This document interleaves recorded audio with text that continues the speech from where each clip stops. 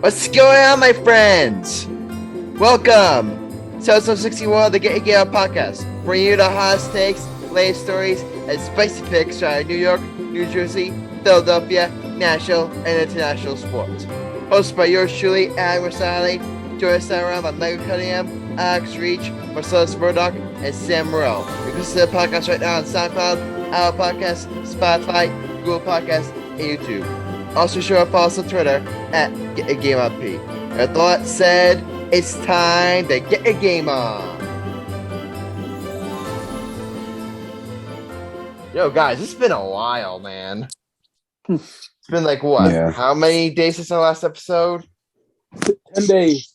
Yeah, so if you guys want an explanation for our kind of like mini hiatus, I believe Alex here, my friend, you got sick for a little bit. I believe, what did you?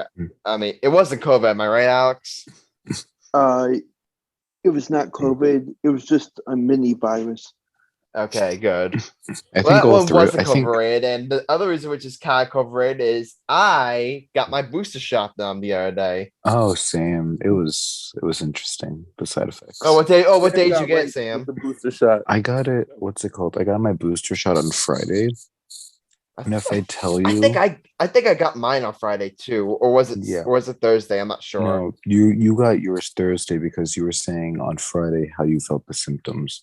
Oh, okay. I felt my symptoms on Saturday. If I tell you, I felt like I was dying. Like I was like, if this is supposed to be a weaker version of COVID, god damn, yeah. I would not survive. Well, guess what? Guess what? That at least is a good decision for you to get the booster. Yeah, I got mine, and I it was pretty much I think for Sam, it was the exact same symptoms you got like when you got the second dose, right? No, mine was way worse. Well, for me, it was pretty much the same. It was pretty much the same. In fact, I would say the second dose was probably a little more severe. Like, I did get sick, like, on like my booster, but it wasn't. It was about the same, but it was a little like less severe for me. No, yeah. With mine, it was like the second one was kind of bad, but wasn't really too bad because I was taking medicine. Yeah. It was just mostly a headache. The third one, I had a giant fever, pains all over my body's chills. And became a woman on that one. No, you don't understand. Like I was like curled in bed after like coaching. I had to coach that day too. So I had to coach 2 teams and then come home. And I was just curled in bed the entire day. It was bad. For the record, Sam's a terrible basketball coach. For the record, actually, my team is 2-1, and I helped the worst team in the league beat the best team in the league. Thank you very much. If I was coaching, my team would spank that ass, boy.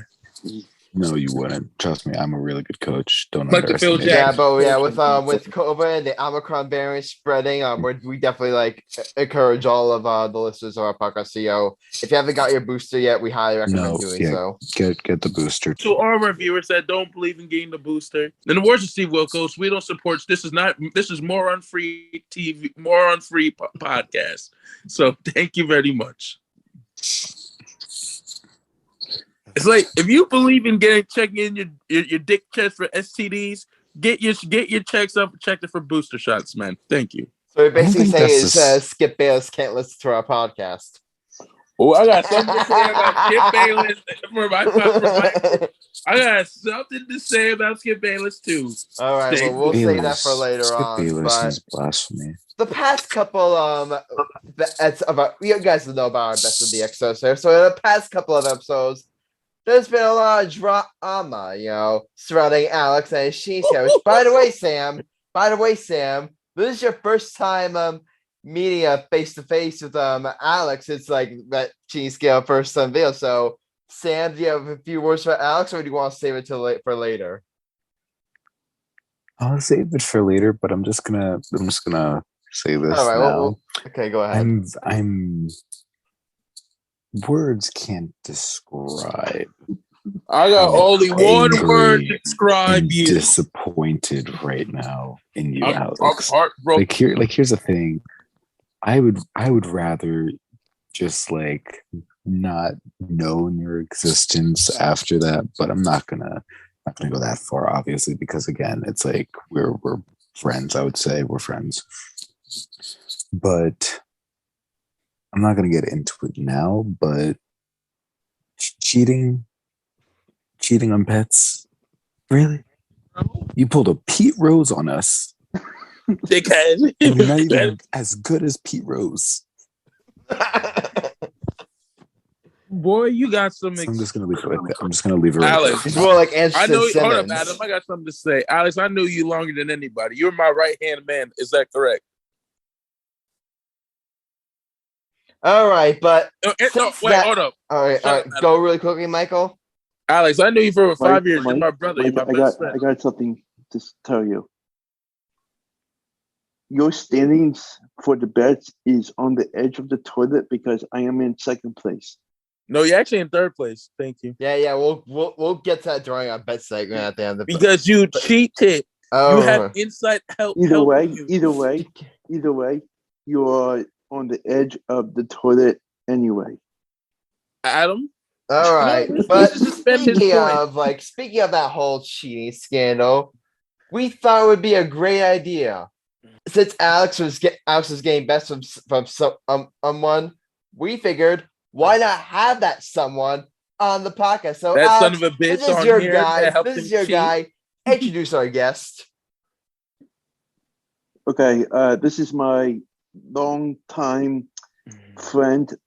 We've known each other for so many years. It's hard to process of what day and what year we actually met. And he's just been my go-to friend for sports information. And he's been an awesome friend ever since I met Eli. And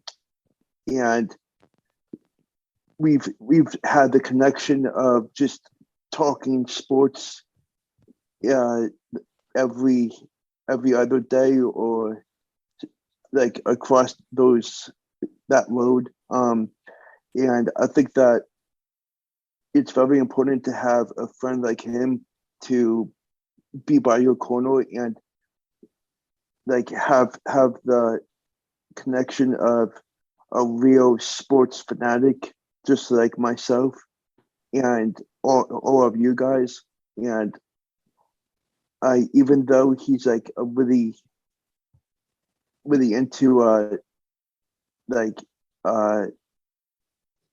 I forget what the word is, but he's like really into stats and analytics, and I think that we are learning so much from him and his knowledge that we don't even know about it. And I think that it's an amazing accomplishment he has built and continuing to do so. And I think that I'm really glad to have him by my side, even outside of sports. He's there to help, and that's what he is always there to do.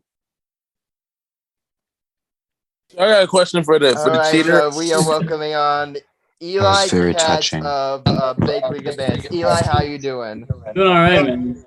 Thank you all for having me. Hey, at I'm least- ready at to face least- the accusations presented before me. Can I go But first? we got real a quick? lot to Can I go say. first? Why don't I go? No. Here's the First. thing, guys. You guys can Let me go disagree with first. me. I don't blame Eli at all for that. No, I don't blame him at all either. I don't blame him at all either. I don't blame him at all. Eli. You're, at least in my opinion, you're completely off the hook and answering this. Just for the record, like Alrighty. you did nothing wrong. It's Alex who is on trial. Sorry, Sam. Go ahead. Sam, Michael, go ahead. Can you teach Sam- me your ways? Sam, don't be guilty. I think the most fair thing would be to just kind of show everybody else what I've tried to teach Alex over the past bit. But No, first I wanted we to knew talk something was up. talk about what Alex did wrong, what I do, what the issue is, Because I really like to know what rule Alex broke. Because I don't work Here's for the a thing. book. I don't We work for pick a on team. games. We pick games. Mike, please. I don't have any insider knowledge. It'd be one thing if I was telling Alex that players were going to be out when the rest of the world didn't know, and he could make bets beforehand with that knowledge. All I do is make mathematical models to predict games and try to make bets. But I'm at the end of the day just doing the same thing you all are and trying to predict the future and trying to guess what's going to happen. So I have, I spend my time studying this. I might have a good idea of what's going to happen. But it's not like, I think cheating is the wrong way to go about it. Like, I don't think that any of you guys are absolved from, reading articles, looking at experts, taking picks, those things. I'm not sure it's any different than that because I don't have any extra knowledge on top of what you guys have. Guys, I think he makes a good point. I got one thing to say. You know what? No, here's the thing what I don't get. I know Alex can't win bets on his own. Now we know that. Thank you, Eli, for clearing that up. But here's the thing we don't get. This motherfucker was in 6th place. Out of everybody in the group chat, Eli, he was in 6th place. Yeah, huh? It doesn't put 1 and 2 together. Because I know Alex, he sucks at making bets. I've been kicking his ass in bets for 6 years. So something me is telling me from my senses. Because Alex can admit he sucks at making bets. Wait, that's terrible math that you just did. Alex, you've been friends for 6 years. You just you just said we are competing bets for 6 years. No, I said me and you been making bets for 6 years. Oh. Me and Alex been making bets for. Speaking of that, I dug up some stats here. Just for Eli, I told you about our base segment, and basically at the end of, I already told you this off the record, but just for our viewers, listen, like we all make bets, and the amount of points and if you get your bet right, you get points, and the amount of points you get would be the equivalent of your wager if you made a $10 bet. So, and I did some digging here. Like, I think Alex was in last place, like, I don't know, 13 episodes ago? I forget, 13. It was about 13 episodes ago. And then in a 13 bets, and the 13 bet span, he jumped from last place all the way up to 2nd place. And during that span, I just checked, he went 8-5, he had an 8-5 record. And he added 174.02 points in that span. Yeah, so something's fishy. And at that point, and when before that, when I first started, he only had 100 points. So he almost he nearly tripled his point total in 13 episodes. So Alex had help because Alex ain't that clever. No offense, buddy. You're not that clever.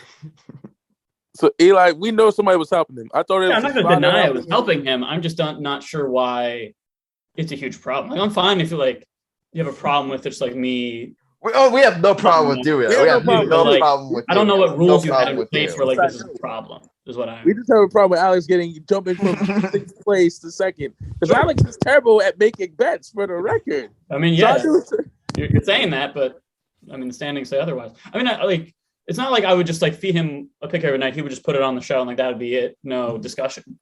We have discussions. They're going back and forth. As much as I can know and I can guess, I am not perfect. I don't hit close to every bet. I can only do so well. And since you guys are only making, one bet an episode, maybe putting a parlay together each episode, you really have to try to get it right. So exactly.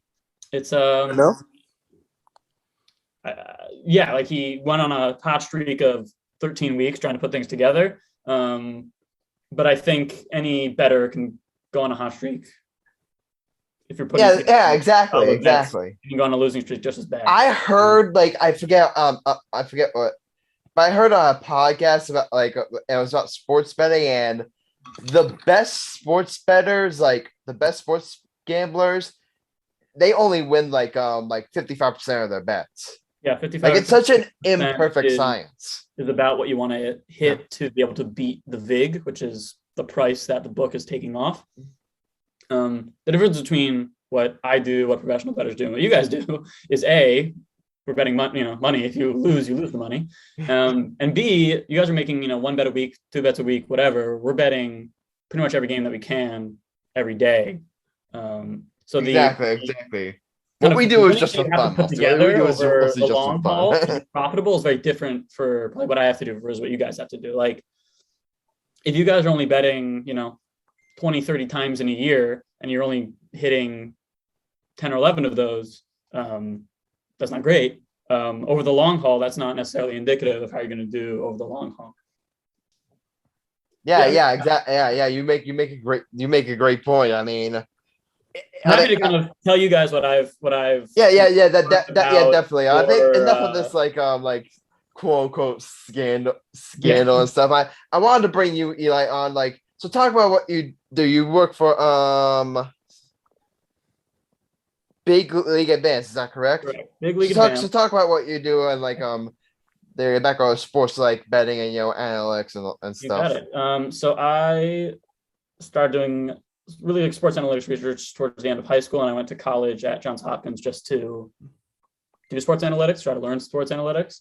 I interned with the San Diego Padres in the summer of 2019. I had a job lined up with another major league team in the summer of 2020 before COVID hit. Didn't end up happening, had to kind of pivot, and very happy where I ended up in the sports betting world.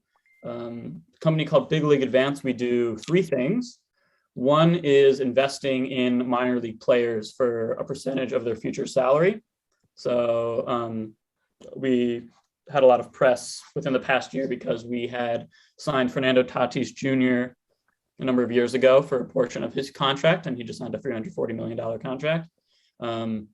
We have about 300 players throughout the major and minor leagues and hoping to add on more. The second thing we do is some analytics for teams. We have a relationship with Duke basketball, and we're helping them out on their analytical side. And the third thing we do is sports betting. So we have teams that are betting on NBA, NFL, MLB, college basketball, college football, and then tennis and UFC. I joined up in March, and I did NBA betting for a little while, and then I moved over to baseball, and I've been working on baseball, both the betting side and the player investment side, for the past 6-7 months or so. So like I said before, what we do, we're not a book, we're not making lines, we're not taking bets. We're trying to just make models to predict the games, and based on our predictions, putting in bets to try to make money. It's not so different from investing in the stock market or being a hedge fund, where you are trying to find edges that'll be profitable over the long run if you invest in them. We're just trying to find bets that I think are profitable each and every day. So every day we go on, look at the lines, run simulations to try to see how our predictions are going to differ from the market, and make bets and try to win. Yeah, awesome. Talk about the rise of sports analytics, because nowadays this is different from what was it, 2003 when Moneyball first became a thing. Now and then when Alex first started creeping the sports. Now it's it's a thing. Pretty much every single sports team is heavily invested in Alex. So talk about that, how Alex have grown over the years. Pretty much every team in all four major sports, soccer is expanding very quickly. It will have someone or a department working on sports analytics. Every game has numbers that come out of it, and you can analyze them to improve strategy, improve player performance, anything to try to help you get a win. If you can show, people have shown that certain things provide value towards winning, and if you're going to tell a team that you can help them win, they're going to put money into helping themselves win. So at this point, I would say every major league team has a pretty sizable analytics department, because baseball is so easy to get numbers out of, because every pitch, every at bat is kind of its own thing, rather than kind of the game going all along at once, like in basketball or hockey. So every MLB team has a department at this point. Most NFL teams, most NBA teams, NHL is coming along. A lot of the top soccer teams are also putting departments together because there's just so much money in soccer. And you're kind of seeing it every day in the sports that you watch. I'd say you're not going to watch many broadcasts where analytics doesn't come up because of new strategies, decisions coaches are making. But what we kind of don't see is the way players are training and the way that they're learning, and their development being driven by numbers and just kind of different measurements that you're getting while they're training. It's kind of, analytics has kind of infiltrated every part of the professional sports world and finding players, training players, and then having them perform. Yeah, speaking of BI, I wanted to, so we talk about like Alex and helping like athletic trainers play. But I remember one time because I write for a website called Jersey Sport News. One time there was a sports training facility that opened up near me, so I went to do like a piece on it. And they were training MMA fighter, and they were using like this, and they were using like a reflex training program to really help the reflex thing. You have all the stat and stuff. And I really found it very fascinating. It just shows how far that aspect has come. Yeah, that's really, really cool. I know in fighting it's definitely a big deal because reaction is so important, and I'm sure those machines are used in hockey as well for goalies. They're used in soccer probably. I would think even in basketball to try to get players to have better reaction times on defense, to try to get their hands in passing. I've heard it's also really big in golf too. Sure. Someone I know, someone I used to work with is running social media for a golf analytics website or platform. I think they're putting out products where you can kind of put on your video and they can analyze your swing, the power you're pulling through. I know Bryson DeChambeau is kind of at the forefront of those things, all about velocity of the head of the club going through to try to get them, the biggest drive so you get yourself in better position later on. So I got more questions to ask, but I wanted to open up to Alex, Michael, Sam, Marcellus. Do you guys have any questions you want to ask Eli? So I didn't get a chance to ask you this off air, but I wanted to learn, like, what does your typical day involve in your job, and do you, like, each day do you have a certain job so you can be successful about it, and like how does everything involve in it? Yeah. So it's very different if we're talking about in the season or off season. In the season is much more interesting, so that's what I'll go through. I say if I'm betting baseball, I'll wake up, and depending on when the games are during the day, usually I watch my office. It's not so far. First thing I'll do is check the lineup, the matchups and the lineups for that day, to make sure that we have kind of every player that we think should be there in the given lineups, that no new player has come up that we're not aware of. And also that there aren't any openers pitching. Openers being relief pitchers who are going to throw an inning or two at the beginning of the game, then be yanked out, and another pitcher go in for them right after to probably throw 4 or 5 innings. That, when we're trying to predict baseball games, like, who the starting pitcher is, and they're, probably what amount they're going to pitch, and then you can kind of guess who the relievers are.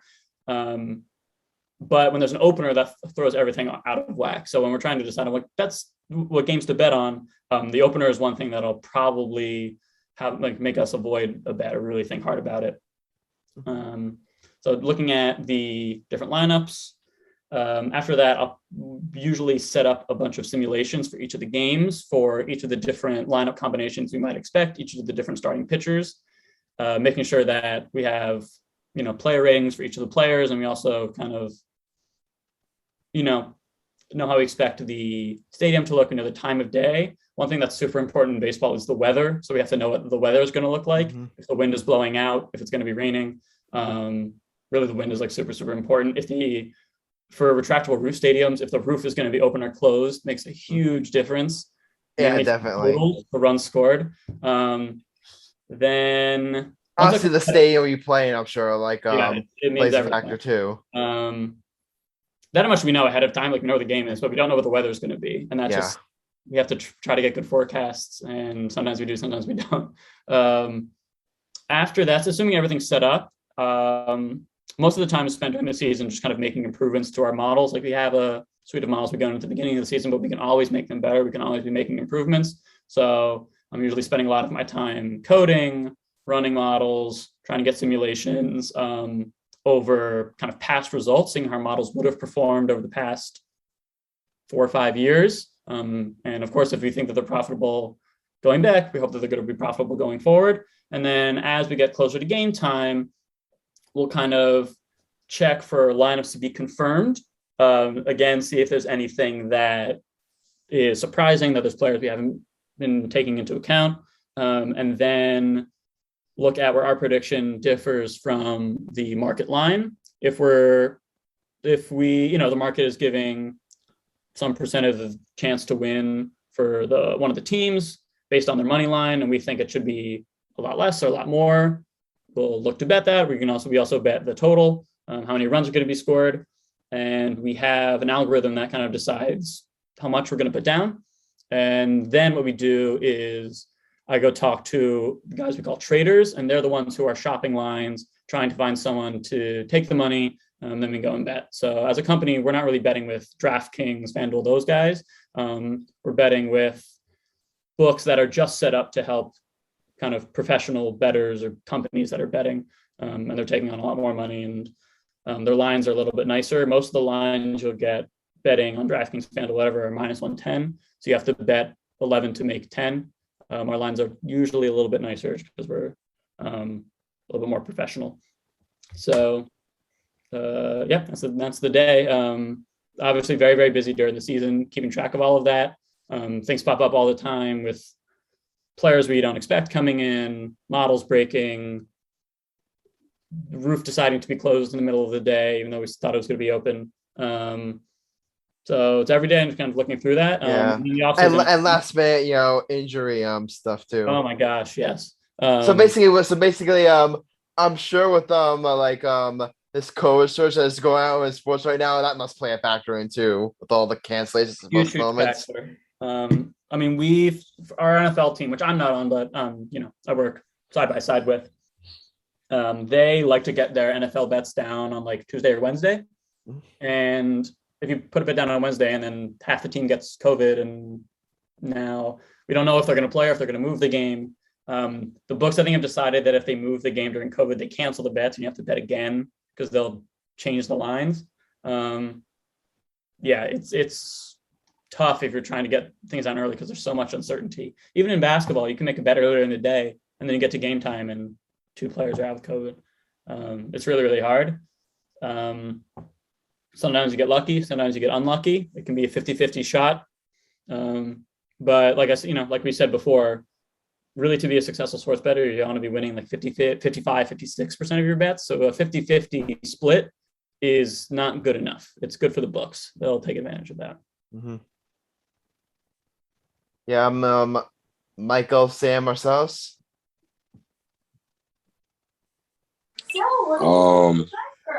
I think what I would say, I have a little question. How hard is it to really predict when you look at the stats though? Because I know when it comes with betting, you can prepare by looking on stats, but when it leads up to the game, sometimes it can go the wrong way or bad way. Is there a certain way you look into that? Yeah, it goes the wrong way a lot of the time. We don't get it right, 4 times out of 10 at least. I think what stats gives you is a good way to kind of survey everything at once. So, we know what's going on in every NFL game, every MLB game, every college basketball game. It's all coming from the same place and the same model's kind of predicting everything the same.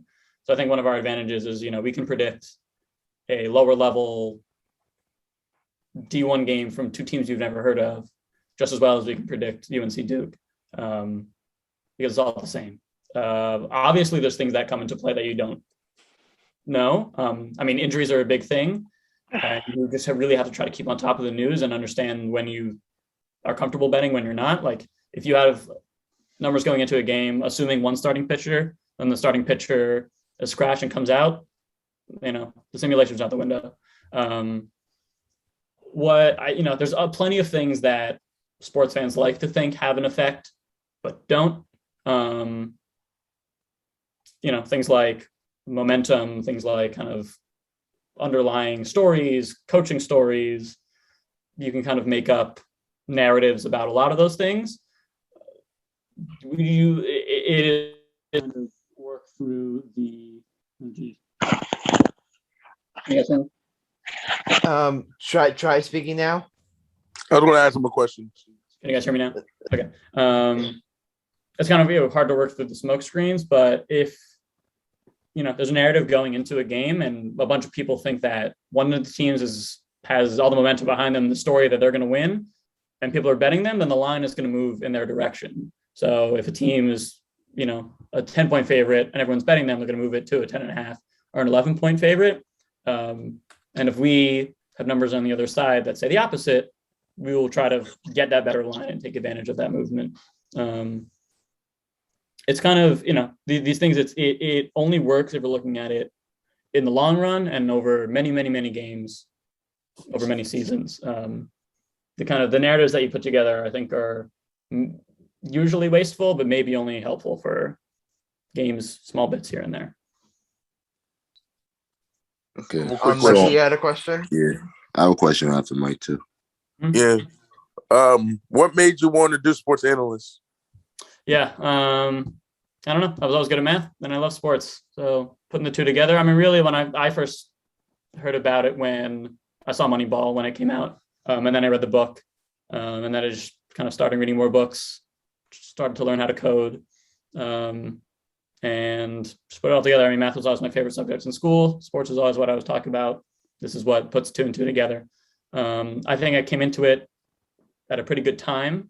If I was doing this 10 years ago, I don't think anybody would have kind of been there to listen if you were coming up with new ideas.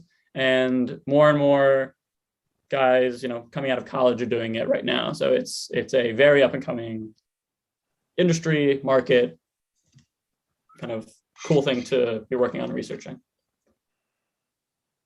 So when you say people will tend to take the trend it's popular, it's like if you have a spread of 10.5, does that automatically make you want to bet against it?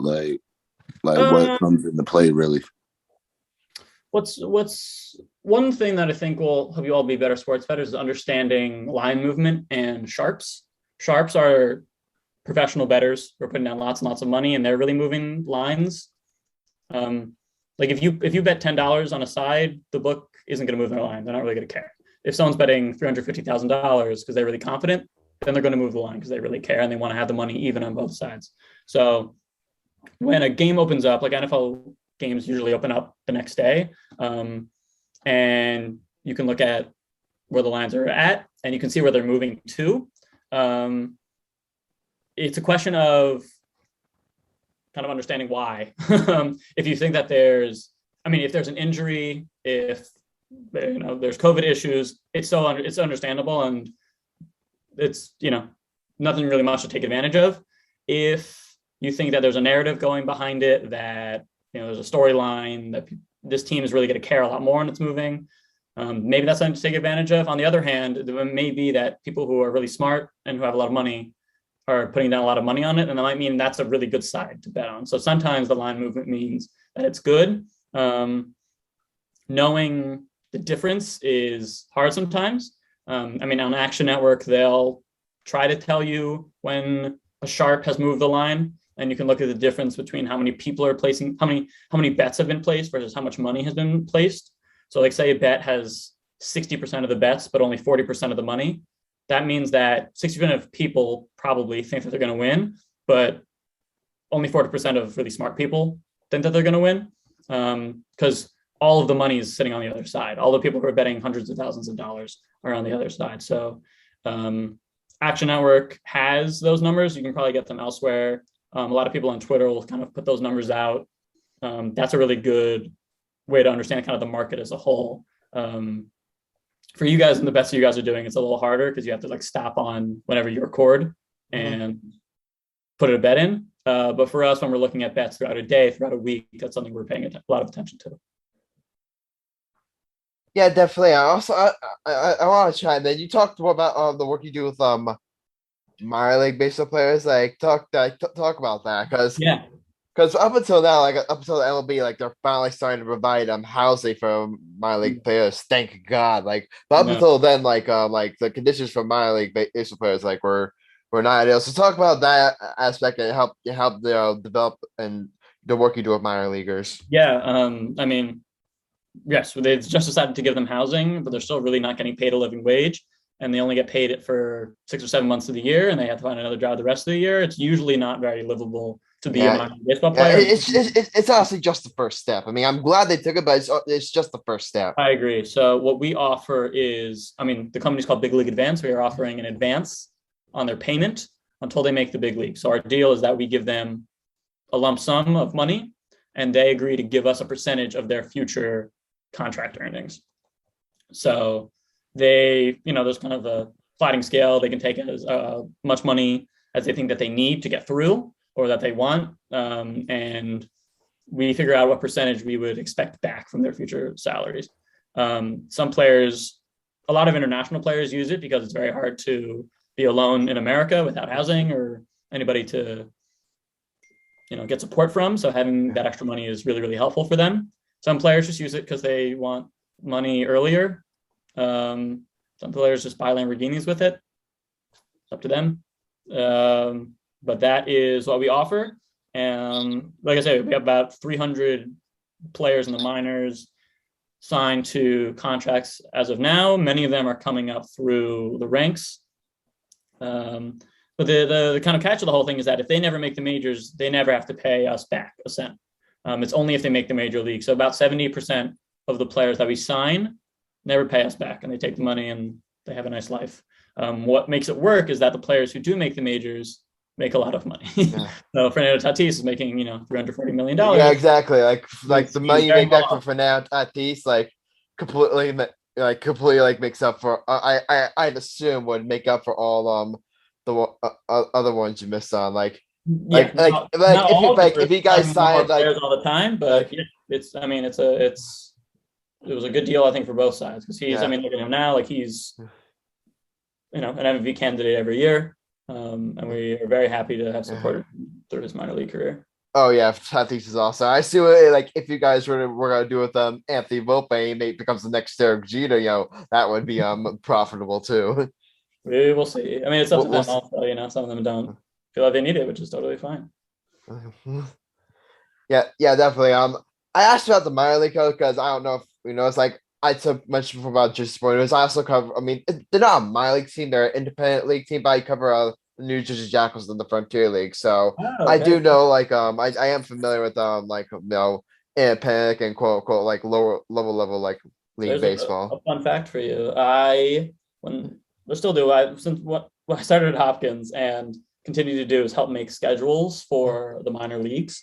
I put together a lot of the real minor league schedules for a while. And I'm putting together a lot of the independent leagues schedules over the past few years. So I helped make the Frontier League schedule for this past season. Oh, nice. Very, very fun. It's a very cool project. Yeah. The Frontier League schedule released what was it, a month ago? I forget. Did I make it or was it just a proof of concept? I'll think about it. But it was the one last year that I helped put together of 2021. Oh, okay. I get it. So does anyone else have any more questions for Eli? Yeah, we thank you so much. I mean, if you want, you can stick around. We're going to talk about other stuff right now. So, but if you want to talk about Eli, it's great to hear all the work you do with sports gambling, sports analytics. It's just and we're really happy for you and what you're doing. Yeah, I'm really happy to stop by. Happy to chat about what you guys are doing. I mean, I don't have anything going on. I'm happy to sit and talk about, the NFL day today. What else is going on? Okay. Well, now we're going to move on to now we got to move on to this next thing we do, Eli, is a segment hosted by Meg Cunningham where he does a hot take and we vote on it and discuss whether his hot take was good or not. So guess what? You're gonna be one of the judges. All right. So we gotta move on to the segment of the show What pun am I gonna use this time? No puns, Adam. I'm tired, man. All right, fine. I won't do a pun. I won't do a pun. The segment of the show that is silence. The segment of the show that is No so puns. good that it doesn't need a pun. Mike's hot take. Michael Cunningham, take it away. I'm gonna talk about Skip Bayless today. Everybody, Skip Bayless up one. Skip Another Bayless. Skip Bayless one. Yeah, he said that. But he was giving Kevin Durant a lot of credit about being the greatest player. Kevin Durant said, "I don't even really like you." He said to Kevin, he said at Skip Bayless, "Sweet, I don't like you." Skip Bayless, you should know that Kevin Durant and LeBron James, people know this, made a rap song. You were in one of the lyrics. He's Did like, they really? I got the world treat me like I'm Skip Bayless. Look, like, why you treat me like I'm Skip Bayless, bro? Everybody knows. Nobody likes you in basketball, Skip Bayless. You are a laughing stock of basketball, of being a reporter for the NBA. Hell, nobody knows how many points have you scored in a basketball game? 2.2 points per game? That was your career average. You know what I'm saying? Sam, do you think Skip Bayless is even played basketball right now in a pickup game? How many points do you think you would score right now in a pickup game? Boys? 0. Alex, how many points do you think Skip Bayless will score in a basketball game right now? Probably 6. You bugging. Eli Katz, you big old Boy Scout. You think Skip Bayless will score? How many points you think Skip Bayless will score? 0. I like him already. Adam, how many points do you think Skip Bayless will score? In an NBA game? In a basketball game in general. In a basketball game in general. -6. Cuzzo, how many points do you think Skip Bayless will score in the game? I think Marcellus is in the bathroom taking a piss, so Okay. No, he's here. What happened? What I missed? How many points do you think Skip Bayless will score in an NBA game? 0. I say -5,653,365,000 points. That is pretty bad. In a basketball game, I'll say -1,653,000. I'm just making up numbers. I'm just saying that's how many points. That's how bad of a disgrace he is. So Skip Bayless, don't ever criticize an NBA player. You say LeBron is not close to Jordan. Hell, Skip Bayless, you can't even create. Like, that's the thing. What they say, if you can't play, you criticize. Skip Bayless, you're just a fan. I bet you don't even own a pair of basketball shorts anymore. That's how bad you suck in basketball. My left testicle is bad you in basketball. Skip Bayless, you had somebody to be carrying you for your whole show. Like me, I carry Get Your Game On podcast, and I carry these motherfuckers. The point is, Skip Bayless, you are a scrub. Hell, Alex can beat you in basketball, and Alex sucks in basketball. And Adam sucks. And I had to choose between Alex and Adam playing you in basketball. I'll pick Alex and Adam. And that's saying something. Continue, Michael. We gotta tell me. I said I was saying something. One question is, I had a question about your hot take, Michael. Is that you're right about Skip Bayless? What exactly did Skip Bayless say again? They're so mad about. He said that Kevin Durant is the greatest basketball player of all time. I can name as much as I love Kevin Durant, and I love Kevin Durant's game. I think I can give 4 people better than Kevin Durant of all time: Magic Johnson, LeBron James. Kobe Bryant, I'm a Nets fan, so I obviously love KD, but yeah, he's not the greatest of all time. And I say Kevin Durant. I think he said he's the best since Michael Jordan. So it's really like him and LeBron, but Skip Bayless just has, try to make a career of just bashing LeBron James. Exactly. There's nothing new. Here's the thing about Skip Bayless. He's a thing. LeBron has been good since he was 16 years old. We all know that. He's been in the spotlight since he was 15 or 16 years old. LeBron James is like the greatest athlete, I think, better than Wilt Chamberlain. The dude's been dunking since he was 12 years old. 12! And he's still dunking. That's like 20 years of dunking right there, man. You guys know what I'm saying?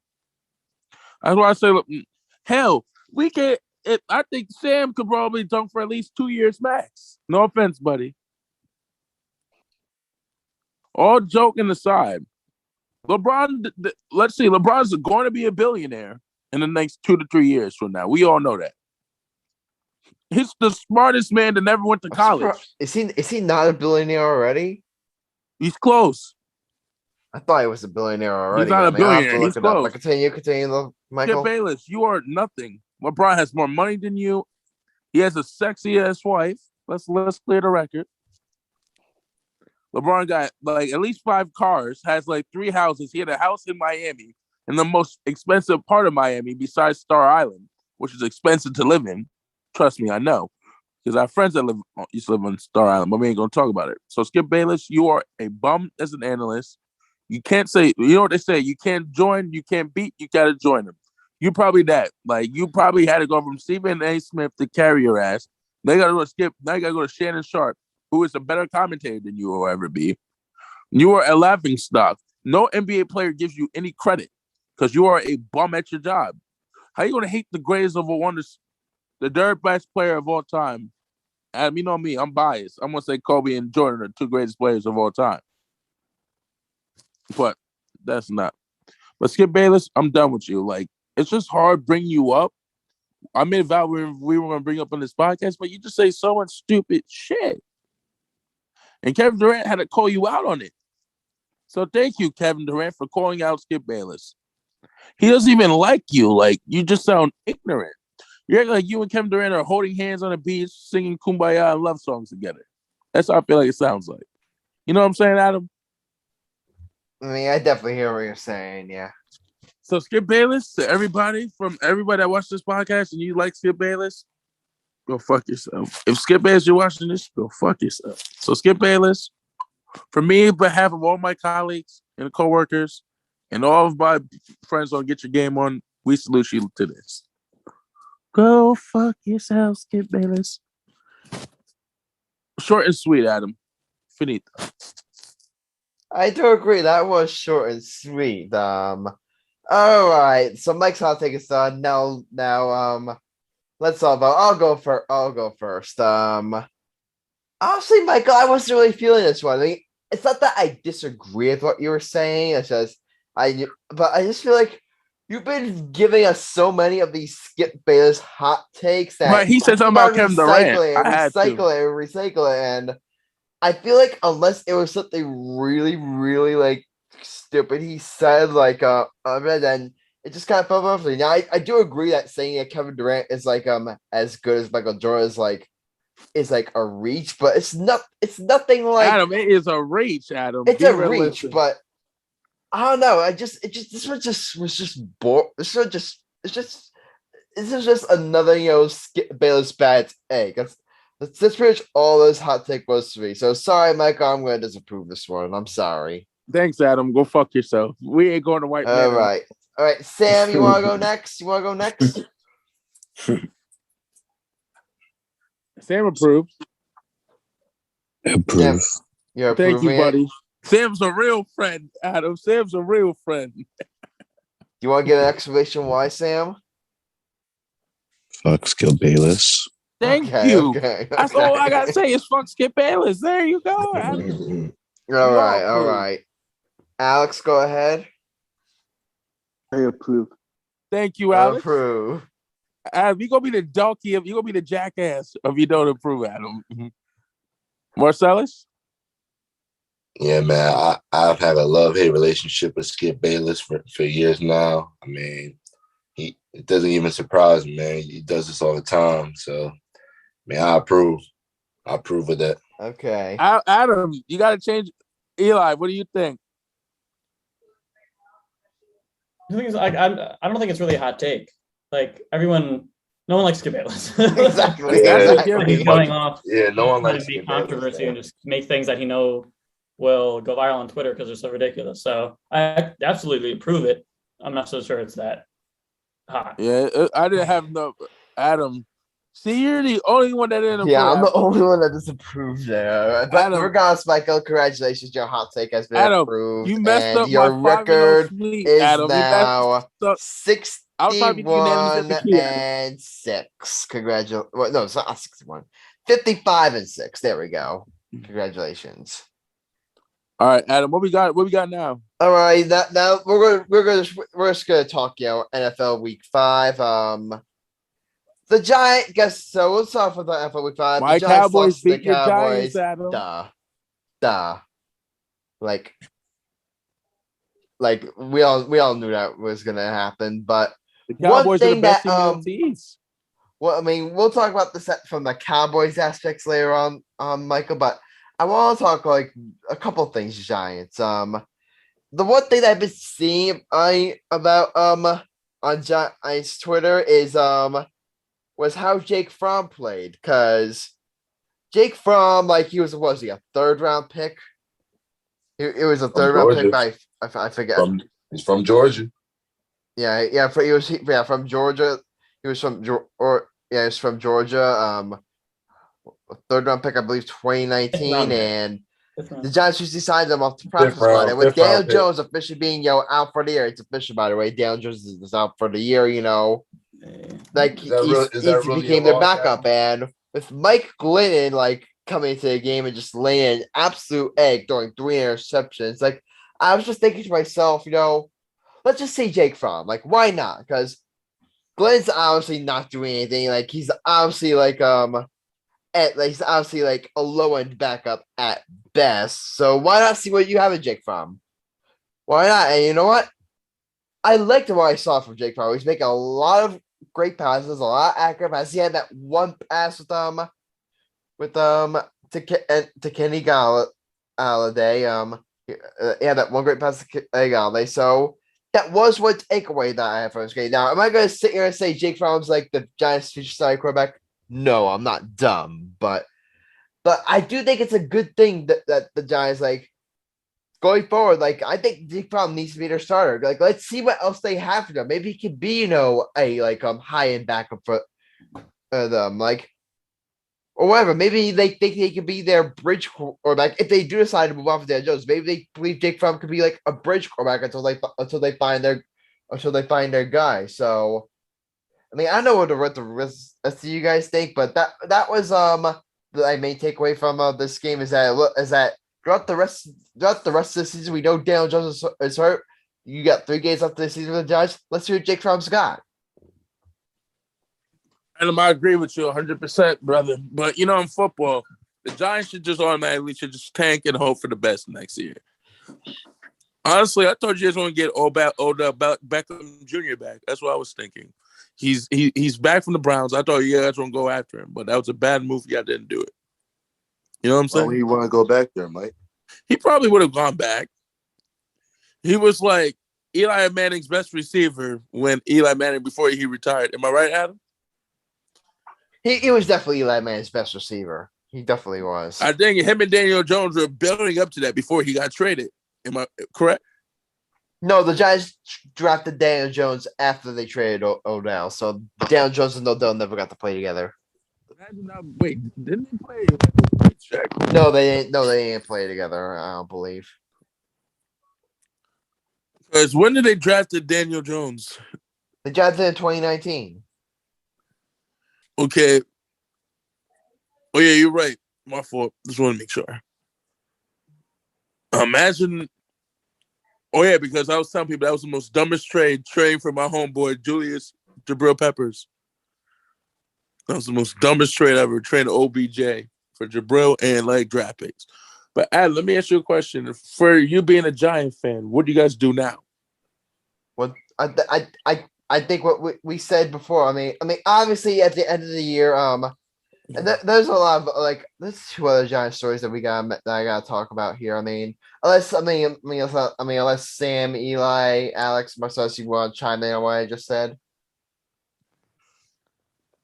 All right, but getting back out to the Giants, obviously I said before they should stop Jake Fromm for the rest of the season. But as far as at end of the season go, obviously they gotta get rid of Dave Gettleman. Obviously, if Dave Gettleman comes back, you will hear a very, very angry Adam Grassani.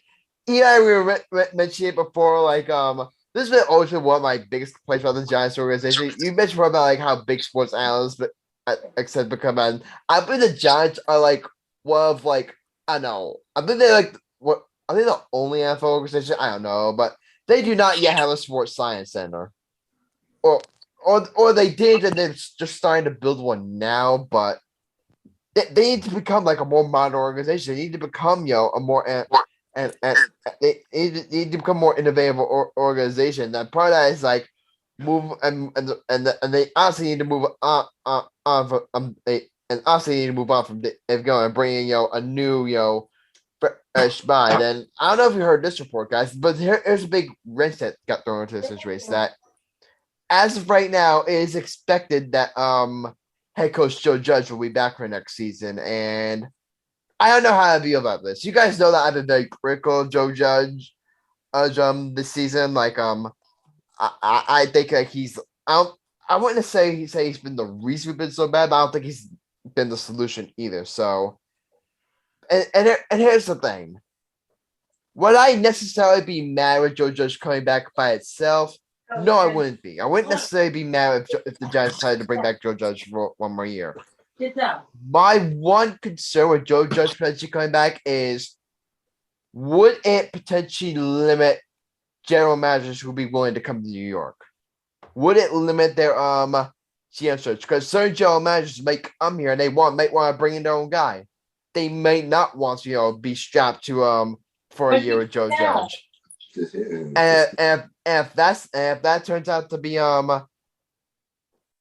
the case, and that they're gonna force Joe Judge on a new GM, then they're making the same exact mistake that they made in years past, like not moving on from guys. When the time was right, they made it before with Tom Coughlin and Jerry Reese. When they let go of Tom Coughlin, but decided to keep Jerry Reese, and obviously Jerry Reese didn't work out. They made the same mistake like a couple of years ago when they fired Pat Shimmer. Like they should have fired Dave Gettleman then. If you're gonna fire Pat Shimmer, why not fire the GM as well? That clearly has a lot of question marks. And so if they do, if they are gonna bring back Joe Judge, to me then the GM that they hire has to be it has to be the best GM candidate available. That's my big concern. They need to hire a guy who they think is the best candidate available. They can't if they choose a lesser candidate who will stick with Joe Judge, rather than get a better candidate who won't stick with Joe Judge, that would be a massive mistake in my opinion. Michael? Sam? Oh, I agree with 100 you said, brother. Yeah, definitely. I mean, Sam, did you want to chime in? You said everything. I always know when it comes to. And one more thing, Giants related. Boo! You guys can't talk. You guys are in shitty plays. But here's the thing. There's one more thing, Giants related. Have you heard these rumors, guys, about who the Giants? Speaking of Giants quarterbacks, there's a lot of rumors. You know who the Giants 2022 quarterback could be? Who? Russell Wilson. Apparently, there's not going to happen. There's a lot of rumors about the Giants potentially making a trade for Russell Wilson. I didn't think it was apparently Russell Wilson shot it down, but I believe according to Ian, I believe I do I have to tweet here? I'm gonna have to look it up. I'm pretty sure I saved the tweet, but apparently I didn't. So shame on me. But apparently Ian Rappaport is reporting that the Giants are in on Russell Wilson, and that they would definitely be interested to make a trade. And that Russell Wilson, that the Giants, if Russell Wilson were to if the Seahawks were to trade Russell Wilson and Russell Wilson would go to another team, the Giants would be at near the top of his list. And here's what I'll say to this. Here's what I'll say about this. Because I've seen a lot of Giants fans that are against the idea of Russell Wilson. They're saying, "Oh, we're not a quarterback away. Why would you trade for Russell Wilson when you're a quarterback away?" It's those fans I would say, "Are you all out of your mind?" Russell Wilson, as of right now, is at worst a top seven quarterback in the league. Like you could make that argument he's top 5. He's been proven to be one of the elite, top flight quarterbacks like in this game. He's a Super Bowl champion. He's everything you want in a franchise quarterback. And he's still 33 years old.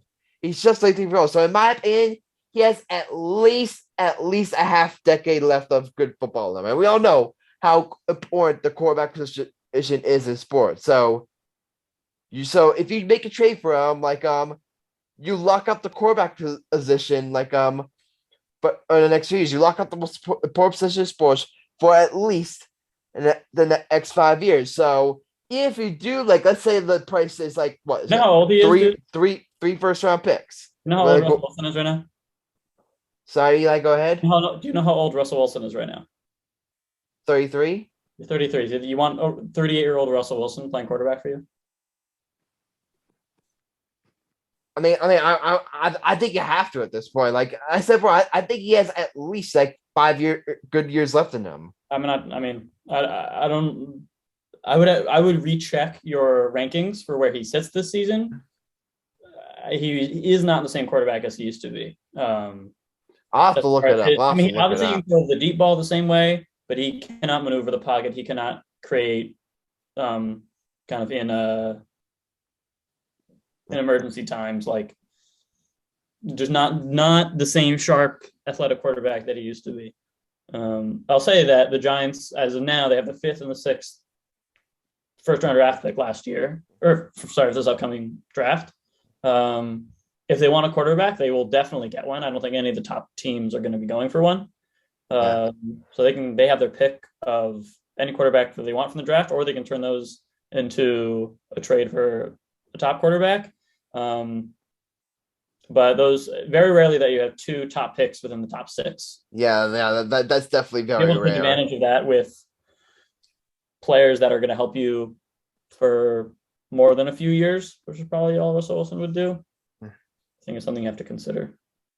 Yeah, it's definitely something you have to consider, but and you are right. Russell Wilson is having a down year. I just checked to know that he is having a down year, but when you look at his age, he's what he's said for 33 years old. I don't think it's unrealistic to think that he still can't play at least a top tier level for a couple of years. I don't think we've necessarily seen the end of prime Russell Wilson. I'd be surprised if the prime Russell Wilson ends when he's just 33. I'd be surprised. So if you're the Giants, I think that's if you can have a chance to get Russell Wilson, I think that's a risk you have to take. Because here's the thing, what's the alternative? I think 2 young stars, exactly, and we all know that this upcoming quarterback class is not the best. I mean, the issue that the Giants have sitting in front of them right now is bad GM, bad coach, quarterback that's not really going to get them anywhere, and most of their draft capital put into a running back. Exactly. I've ranted about the Saquon Barkley pick for ages. Is it the best idea to turn those 2 draft picks and probably more into a quarterback that might be good for a few years? I don't know what you see in the rest of the team that think that that would even be helpful. Here's what I'll say while I'm thinking. Let's say they do make that trade, and let's say they do give they do give up those 2 first round picks. And let's say next year's a rebuilding year, or they use if let's say and you trade those 2 first round picks, you still have a second round pick. You still have some later round picks that you could use to maybe try to help out the rest of some add more depth.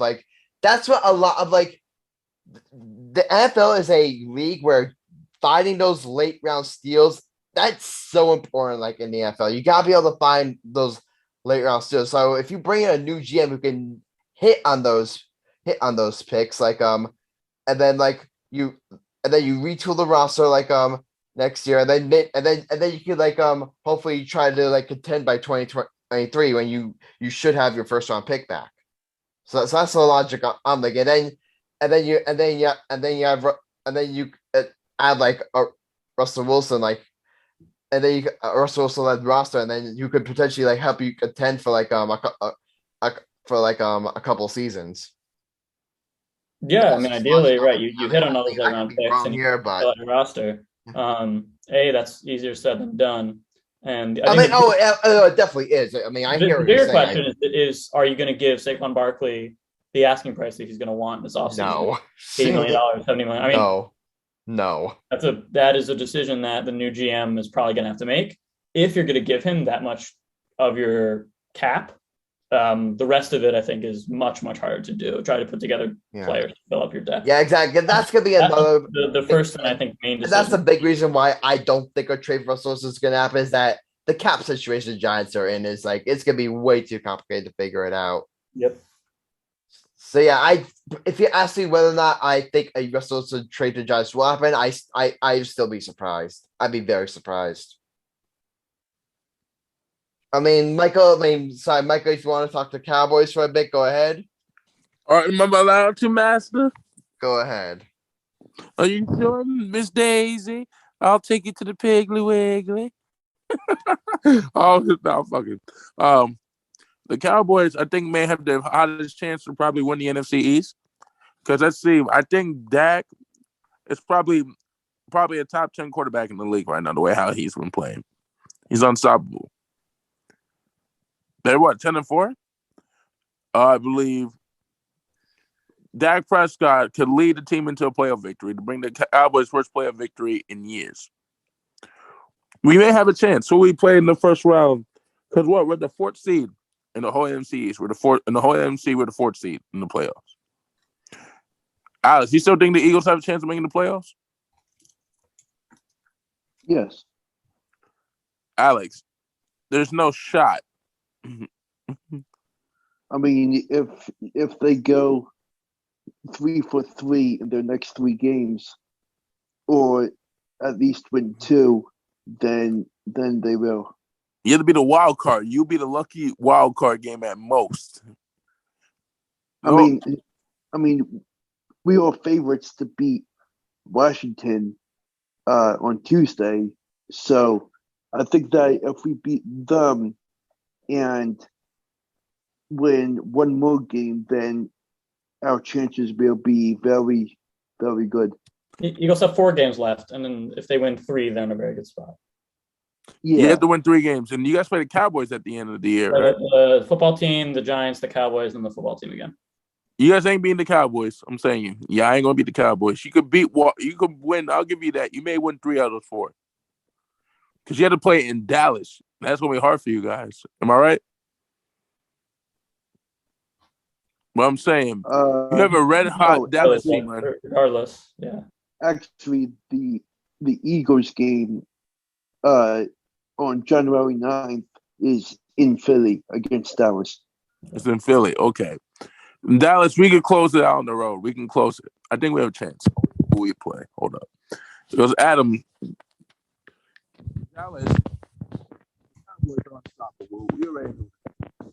But here's the thing, we suck in the playoffs. We play against the Cardinals, and the Cardinals suck on the road. And we're at home.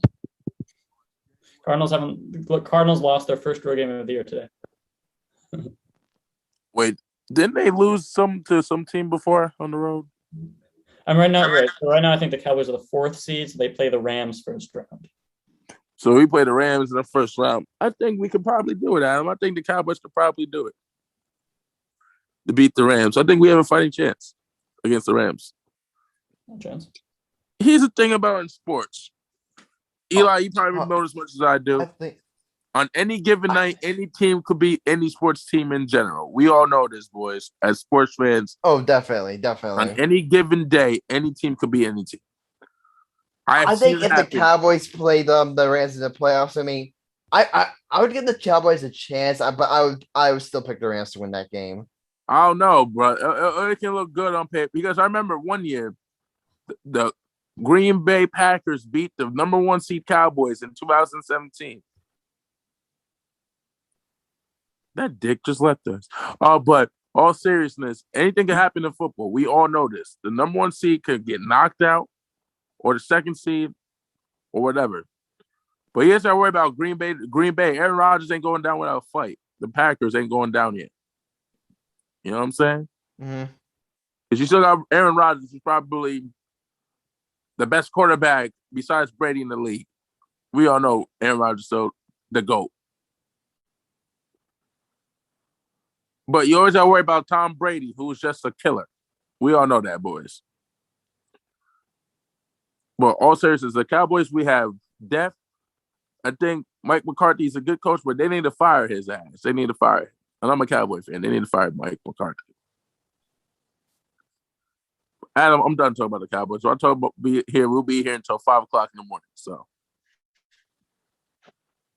I could definitely see that. Sam's not still here, so we can't. So I was gonna get him to see if we could talk about the Ravens for a bit, but you guys want to talk more football? You want to move on to baseball? We can do baseball. All right, Marcellus, are you there? I'm here. All right, so real quick baseball story here. The Mets, they have a new manager. The Mets have hired Buck Showalter. I gave all my thoughts on the Mets potentially hiring Buck last episode. So now it's official. I want to turn the floor over to our resident Mets fan here. Marcellus, how are you feeling about your new manager? It's a great signing. I kind of had a sense that it was coming. Once Scherzer said he wanted him. That's the number one thing Steve Cohen will do as a manager. We've seen he doesn't mind spending money and any moves he needs to make to, help us get to the promised land he's willing to make. Obviously, last season didn't go the way we wanted it to. We had Lindor and Javier should have went a lot better, but, injuries and just underperforming. It happens. We've seen it. Obviously, we got Scherzer, so, it should be a good season. We should see. But, you never really know. You never know what you're going to get from the Mets, man. We really just got to see and believe. But I think getting Buck, that was great. I think we needed that. It's definitely going to jumpstart the culture. We should see what happens. I think DeGrom and Scherzer is going to be a nasty duo, but we just got to see. Yeah, definitely. Scherzer and DeGrom, that's definitely going to be a nasty 1-2 punch. But I'm with you, Marcellus. For the Mets, I think this was right here. Here's the big thing. The Mets in the past, now with Buck, the Mets are getting you're getting Buck Showalter. Buck Showalter, obviously has been around baseball forever. He's obviously you're getting you're getting a guy with a resume. You're getting a guy with you're not getting in the past the Mets would did anyone know who Mickey Callaway was when the Mets first hired him? No, did anyone know who Luis Ross was when the Mets first hired him? No, even Carlos Beltran, who everyone liked to hire when the Mets first hired him.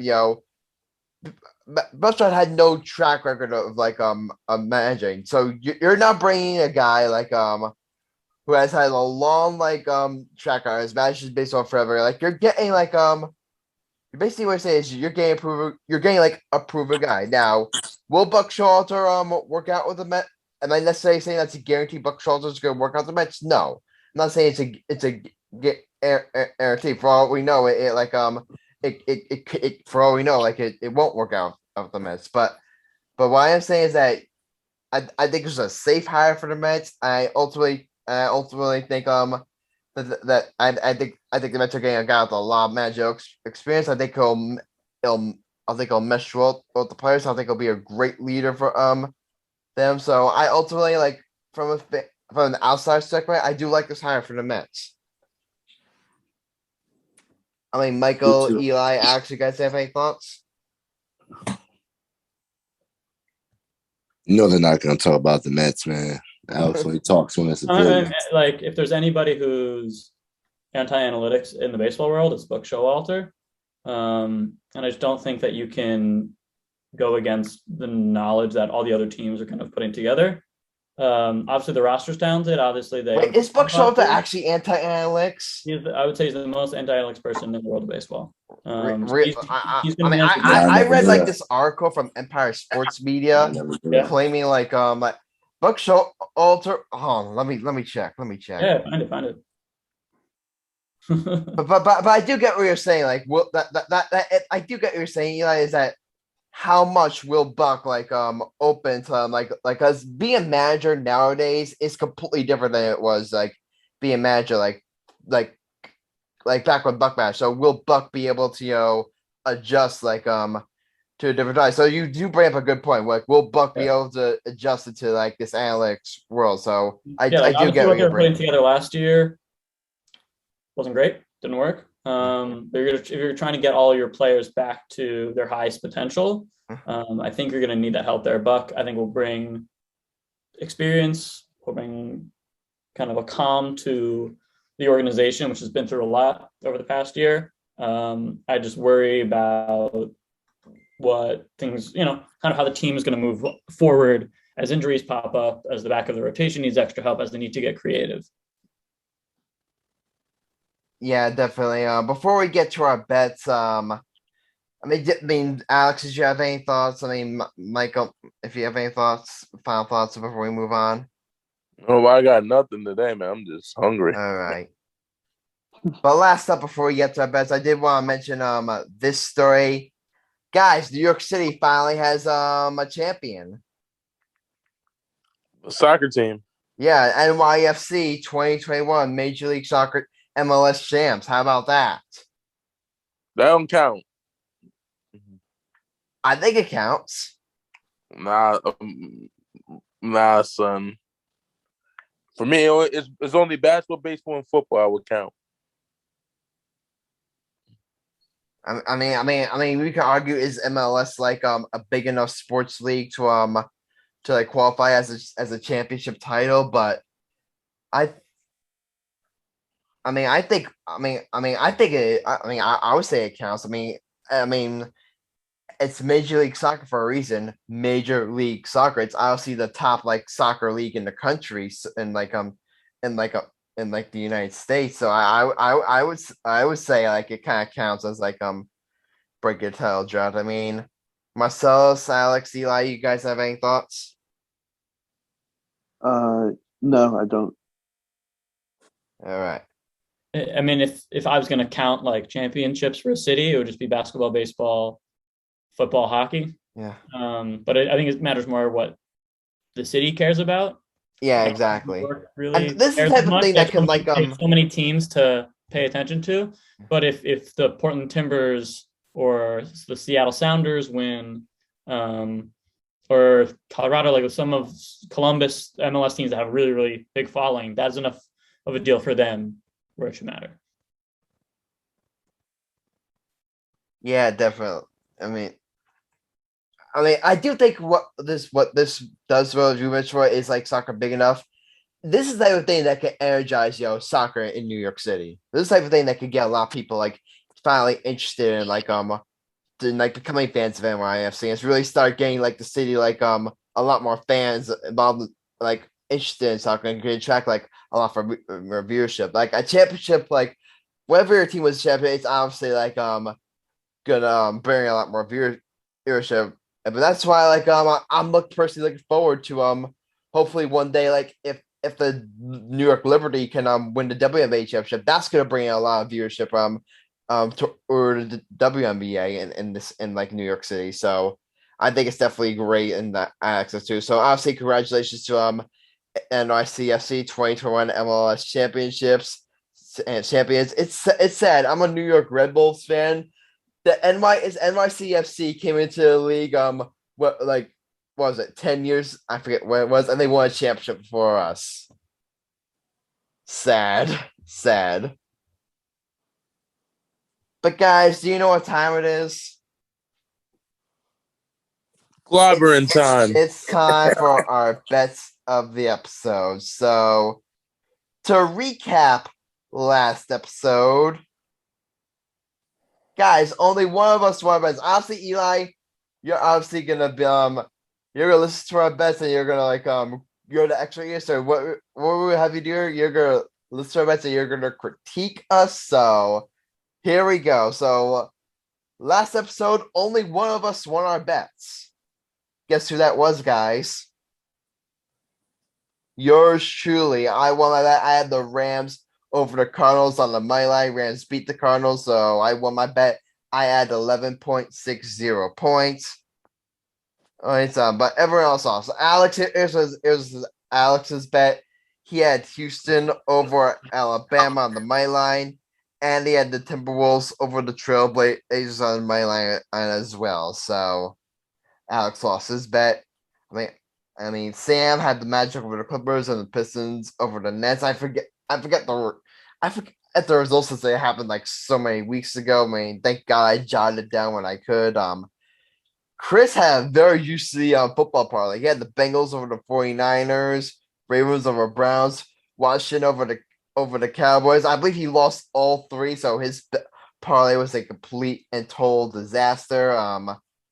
Marcellus, you had the Cavaliers over the Kings, and you lost that one. And Michael had Duke over South Carolina State, 8 on the money line, Cardinals over the Rams on the money line, and Heat over Bulls on the money line. So, all right. So to give you an update on the standings. All right. Give you an update on the standings. Micah Romero, ringleader, you remain in first place, 29-31 record, 369.58 points. I remain in second place. I jumped Alex to move into second place. So plot twist. But I was mentioned before. I jumped that Alex to move to second place, 26-34 record, 293.54 points. Alex is in third place, 24-36 record, 282.72 points. Chris in fourth place, 27-33 record, 263.81 points.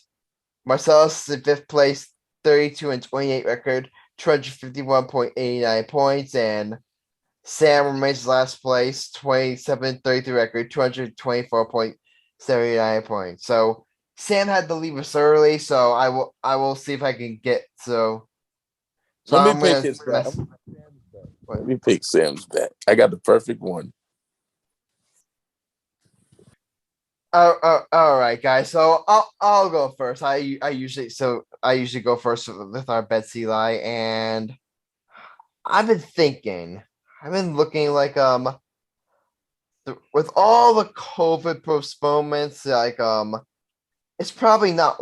I think it's probably not, at least not ideal for me to pick one of those COVID games that got postponed, but I've just been thinking about it, and there's just one game that it really just really intrigued me, and you know what?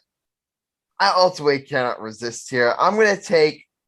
It's kind of contradictory to what I said earlier about me wrong Russell Wilson, but I don't care. I'm taking the Rams over the Seahawks on the spread.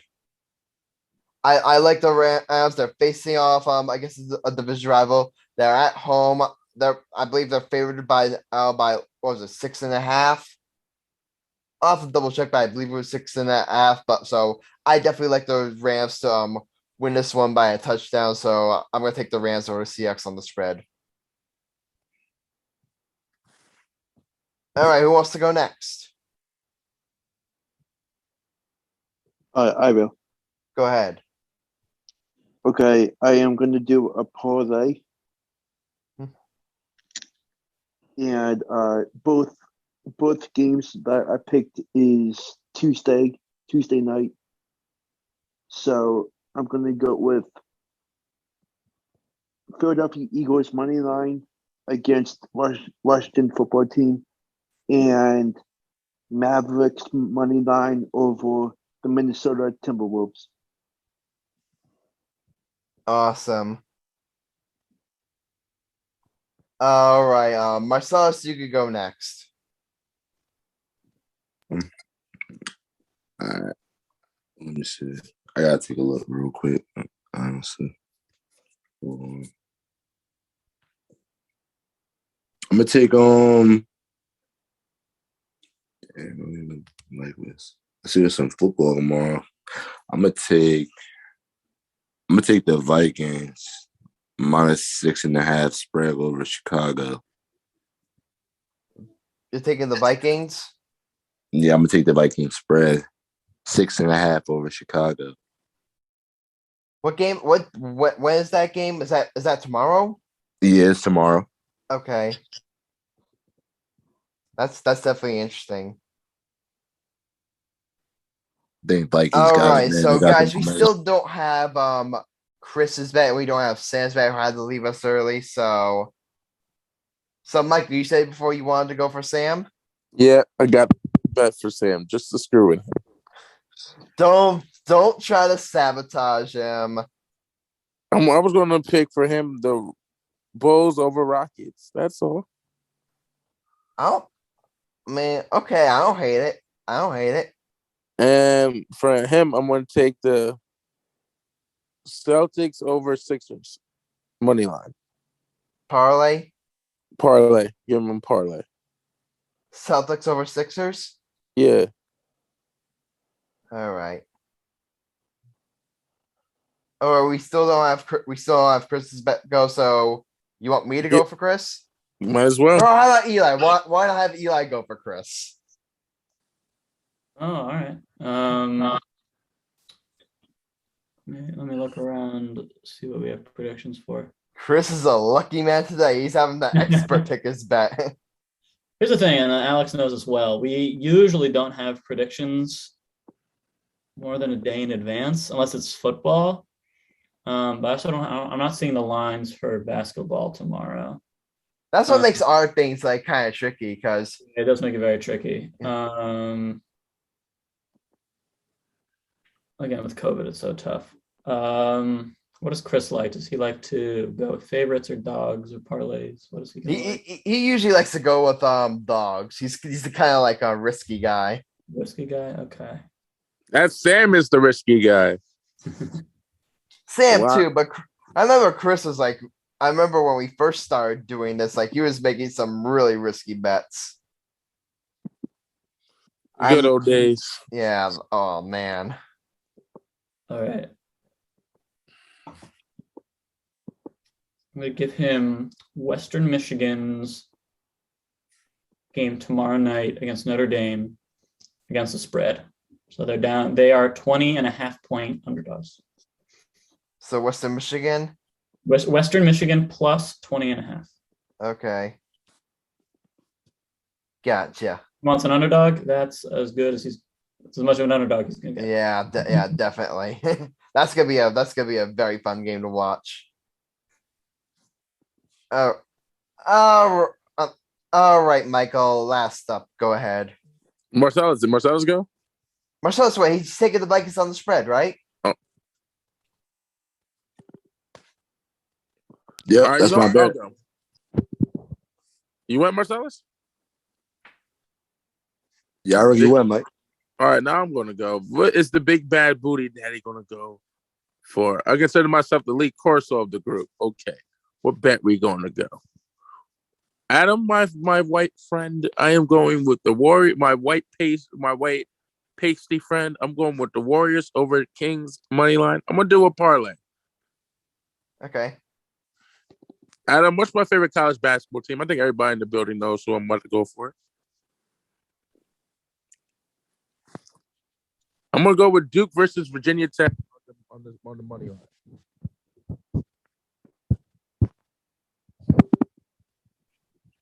You know what? It's Christmas. We go big for Christmas. You know, I may go with a 30-game parlay. Think about it. So you're taking Warriors over Canes and Duke over Virginia Tech? I may take. Michael, you're Mike. covering up your mic again? I'm debating if I should do a double. I'm debating. Okay. Go Hokies. Oh, we got a good one. Villanova versus Xavier. One of my good friends is one of their starting centers, but he's still out. So I'm gonna go with Villanova over Xavier. Money line. Villanova over Xavier? They're Okay. both 25 ranked teams. Villanova's number 9 Michael, and you're covering Xavier. up your mic again? They're both top 25 teams, so it'll be a good one. And it's at the Pavilion, so I just so hyped up for that game. Hold up, and my friend's still playing for Xavier. I may watch that game tomorrow. All right. I don't know if he's still hurt. Give All me a right, second. so you're Also, taking Warriors over Canes, Duke over Virginia Tech, and Villanova? if my friend Zach Freemanto's playing, game over, then I don't know. Okay. All right, guys. That's all for our bets. That's all for this episode. Eli, we thank you so much for coming on. It was great hearing your thoughts on sports gambling, sports analytics. It was great to hear all that for you. So again, Eli, we thank you so much for coming on. Yeah, I appreciate it. Best of luck to you guys on your bets. Yeah, Yes. definitely. Yeah, definitely. Before we let you go, tell us where all listeners can find you. Twitter is Eli_D Katz. I'm not a very active Twitter follower, but feel free to hit me up. Happy to talk sports anytime. Yeah, and where can we find BigLeagueAdvance.com. where you can find a Big League Advance? BigLeagueAdvance.com. Easy to find. All right, perfect. So, Eli, we thank you so much for coming on, and we wish you all the best going forward. Appreciate it. All right, does anyone else have any final thoughts? Nope, I think we're good. Yeah, I think we're good. And also, I mean, Christmas is only a couple days away, so we're gonna say, and obviously, Eli, happy holidays to you and yours. Hope you're having a great holiday season. Also, got to say that. You guys as well. All right. That's it. This has been episode 61 of the Gay Gale Podcast. And yours truly, I'm Grassani, Michael Cunningham, Alex Reich, Marcellus Murdock, and Sam Morell, and our guest, Eli Katz. If you like what you heard, leave a like and follow or subscribe to the podcast. Also, if you want to join the conversation, drop a comment or review, or we may feature it in a future episode. Remember, my friends, don't assume Jesus is just fantasy. If you can imagine a world, believe in it, and dive in. See you next time, and until then, stay lit. And we're out.